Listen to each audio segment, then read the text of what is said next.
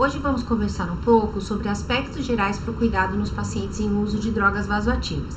Eu me chamo Rita Simone, sou professora da Escola de Enfermagem, da disciplina de Enfermagem Cirúrgica. Os erros de medicação nos hospitais, eles são muito difundidos através da mídia. Isso traz uma necessidade de repensarmos o nosso cuidado, e não nacionalmente, mas internacionalmente também, os erros são muito divulgados na mídia. E assim, devemos nos proteger por causa de gerar ações jurídicas, mas também proteger os pacientes, que é a nossa finalidade essencial. Muitas manchetes saem no jornal de erro de medicação, o que ocasiona um custo muito grande, especialmente nos Estados Unidos, que contabiliza esse custo, e com 1,5 milhão de pacientes por ano sofrem danos decorrentes de erros de medicação. E até 78% dos prontuários contêm erros de medicação. E esse custo pode estar estimado em 40 bilhões de dólares anuais. E também 1% o total das despesas globais em saúde são oriundas dos erros de medicação, o que isso é muito ruim, tanto para mostrar a necessidade da nossa profissão, quanto os danos que nós geramos nos pacientes. Então, pensando na segurança do paciente, eu quero retomar alguns conceitos que já foram difundidos com vocês, especialmente a definição. A Anvisa traz que um cuidado seguro é aquele que o paciente recebe uma assistência à saúde de qualidade e que é um direito do indivíduo, e os serviços de saúde devem oferecer uma atenção que seja efetiva, eficiente, segura, com a satisfação do paciente em todo o processo do cuidado. Assim, também sabemos que a Organização Mundial de Saúde demonstrou que 1 a cada 10 pacientes no mundo é vítima de erros e eventos adversos evitáveis que durante ocorridos na prestação de assistência à saúde. É muito importante que nós saibamos qual é então a definição do conceito de segurança do paciente. O conceito é o ato de evitar, prevenir e melhorar os resultados adversos ou as lesões originadas no processo de atendimento médico hospitalar. E nós temos muito a ver com isso, né? Então, em 2013, o Ministério da Saúde lança uma cartilha de segurança do paciente com 6 itens, né? Com 6 indicadores que nós devemos percorrer, sendo que o primeiro é identificar corretamente o paciente, melhorar a comunicação entre os profissionais, e o terceiro, que é o que nós vamos nos ater hoje, é melhorar a segurança na prescrição, no uso e na administração de medicamentos. E hoje nós nos ateremos aos medicamentos que são medicamentos altamente utilizados em unidades de terapia intensiva em pacientes críticos, que são as drogas vasoativas. Nós temos então 6 passos e 6 decisões para tomar. Um deles é melhorar a comunicação entre os profissionais da saúde. E essa comunicação, ela é tanto verbal quanto escrita. É importante que vocês entendam o que o prescritor está prescrevendo e que vocês possam se comunicar para fazer a melhor estratégia de tratamento para esse paciente. Então, melhorar a comunicação é registrar no prontuário todas as informações referentes ao cuidado, aos procedimentos e às condutas realizadas com o paciente. Então, seja isso, essa melhoria da comunicação, ela é tanto verbal quanto escrita. No 5º item, é o que a gente já sabe muito bem, que seria higienizar as mãos para evitar infecções. E especialmente agora, na época da pandemia do coronavírus, a higienização das mãos tem sido altamente discutida. Mas aqui nós temos que entender que nós devemos fazer isso antes, durante e após todo o ato de administração de medicações. Higienizar as mãos, então adote a higienização correta e constante das mãos para prevenir infecções. Também temos reduzir o risco de quedas e úlceras por pressão.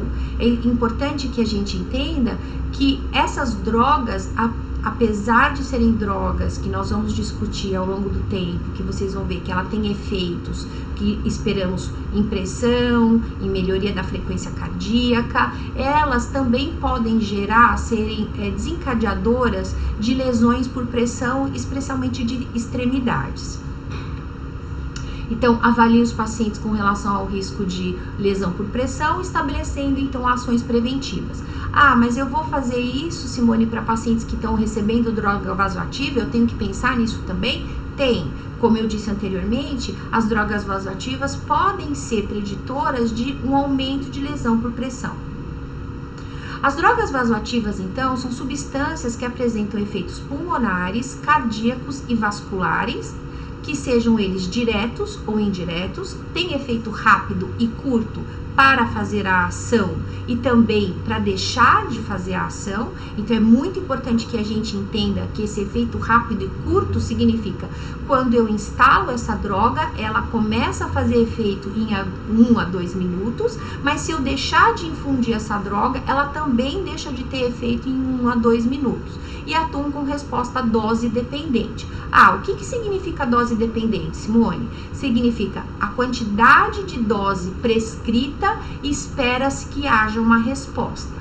Então, este conceito de que para que servem as drogas vasoativas, ela é muito importante para nós, porque quando nós entendemos que o efeito rápido e curto significa que muitas vezes a gente não pode deixar que essa droga acabe para depois eu fazer um novo preparo. Então, quando ela estiver no final da sua infusão, eu já devo ter uma outra bolsa preparada, e elas atuam com uma dose e resposta dependente. Os enfermeiros, especialmente, precisam saber a dose que esse paciente está recebendo e que resposta que ele espera para isso. As drogas vasoativas, então, como elas têm uma atuação especialmente em receptores específicos, os receptores adrenérgicos e os receptores dopaminérgicos. Nos receptores adrenérgicos, nós dividimos em 2 etapas: efeito alfa, receptores adrenérgicos alfa, e receptores adrenérgico beta. Então, nós teremos ativando com a droga vasoativa, se nós queremos efeito beta 1, então esses receptores são encontrados, o beta 1 no miocárdio e o beta 2 no músculo liso vascular bronquial. E o receptor adrenérgico alfa no músculo liso vascular, então nos vasos. E o alfa 2 pré-sinático em sistema nervoso central e pós-sinático em músculo liso vascular periférico mais sistema nervoso central. É muito interessante e importante que a gente saiba que quando a gente está fazendo a infusão de uma droga vasoativa, qual receptor, então qual resposta que eu estou ativando? Receptores beta-adrenérgicos ou receptores alfa-adrenérgicos. E nos receptores dopaminérgicos, nós temos o receptor dopaminérgico 1, que faz vasodilatação coronariana, diurese e excreção de sódio, e o dopaminérgico 2, vasodilatação, diminuição da liberação da renina e angiotensina. Especialmente os receptores dopaminérgicos, então a droga dopamina, ela vai ser muito menos utilizada nas UTIs. Nós vamos trabalhar muito mais com drogas que ativam os receptores adrenérgicos, que são os vasopressores. Bom, como eu disse, essa droga é altamente utilizada na UTI e ela pode gerar muitos danos também. Então aqui a gente precisa entender que todo cuidado é pouco e nós precisamos ter várias estratégias de prevenção para que essas drogas possam ser utilizadas. A primeira delas é a atenção no preparo das drogas vasoativas. Além dos certos, todos os 9 certos que a gente já sabe para todas as drogas, para essa droga, a gente especialmente, como todas as outras, mas essa aqui, porque vocês vão ver o tipo de dano que pode ocorrer, durante o preparo do medicamento, o profissional da enfermagem não deve ter nenhuma distração. Como vocês podem ver nesse estudo, vocês veem que a enfermeira está delimitada numa lista vermelha. Essa lista, ela pode ser feita com uma fita vermelha no próprio posto de enfermagem, mas caso ela não exista, né, você pode fazer uma linha mental, até onde eu posso ultrapassar aqui. Outra estratégia é o uso de coletes. Não me perturbe, porque eu sou enfermeira e estou em preparo de drogas.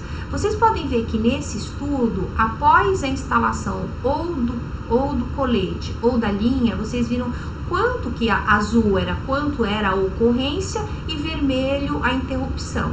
Quanto que diminuiu a ocorrência quando foi instalado um fator preventivo, uma maneira, uma barreira, né? Então, a lista, o colete, eles servem de barreiras para que outras pessoas não possam distrair vocês. Então, é aquela conversa no balcão que não deve existir, vocês devem se concentrar única e exclusivamente na administração e preparo da droga. Outra coisa é a atenção no preparo, na interrupção. Então, às vezes, alguém quer falar com você, ou alguém quer chamar você, ou a campainha do seu paciente está tocando. Você pode destinar isso para alguém. Por favor, não me interrompa agora, porque eu estou preparando uma droga altamente importante e potencialmente perigosa. Então, quais são as estratégias, além do que a gente já viu, delimitar um território, não se distrair, pedir para não ser interrompido? Qual seria uma outra barreira que poderemos prevenir um erro, privilegiando a segurança do paciente? Medicamentos potencialmente perigosos, o que fazer? Uma outra coisa é fazer uma dupla conferência, o que está prescrito, se é aquilo que eu li, foi aquilo que eu entendi. Então, a dupla conferência, ela deverá ser realizada a conferência por 2 profissionais antes de administrar os medicamentos do rótulo, dose, via e administração e nome do paciente. Medicamentos potencialmente perigosos, como controlar a sua infusão? Então, drogas vasoativas só podem ser infundidas em bombas de infusão. Você nunca fará a infusão de drogas vasoativas, o professor Vinícius vai colocar para vocês as drogas, em equipo comum, em contagem de gotas. Vocês deverão ter um sistema de controle mecânico para que essas drogas sejam potencialmente controladas, e a bomba de infusão é para isso, para que você coloque o volume correto no tempo correto. E aí eu queria mostrar para vocês alguns danos importantes decorrentes disso. Essas drogas essencialmente devem ser infundidas em acesso central, especialmente as vasopressoras, noradrenalina, adrenalina, dopamina em efeito alfa. Mas as drogas que são inotrópicas, do tipo dobutamina e algumas outras, e especialmente a dobutamina, vocês poderão inicialmente começar a infusão num acesso periférico. Então, noradrenalina, adrenalina não podem ser infundidas em acesso venoso periférico. Como vocês podem ver, a primeiro quadro à esquerda de vocês veem que essa lesão foi feita numa paciente que sofreu uma parada cardiorrespiratória e ela teve uma infusão de adrenalina num acesso que não era um acesso calibroso, então foi durante a parada, e houve um extravasamento, e vocês podem ver aqui uma necrose. No outro paciente, na tela à direita de vocês, foi uma infusão de dobutamina, num acesso até calibroso, e vocês podem ver o quanto que esses vasos estão totalmente visíveis para nós. Então, um indicativo essencial é que as drogas vasoativas sejam infundidas em acesso venoso central. Então, eu agradeço aqui a nossa conversa, espero que vocês possam ter possa ter colaborado com vocês um pouco. Muito obrigada.